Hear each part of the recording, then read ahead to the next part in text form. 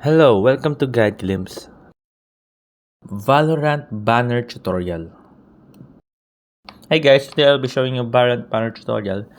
First, in your home screen, click collections, then click player card.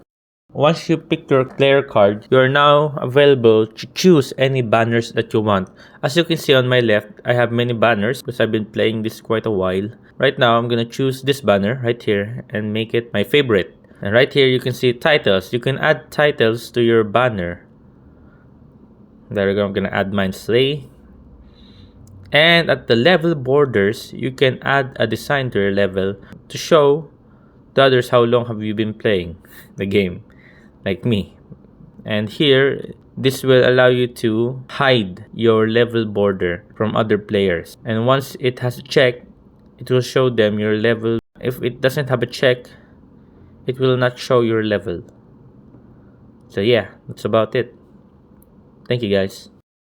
If you like the video, please consider giving us a thumbs up and subscribing for more content like this. Thank you.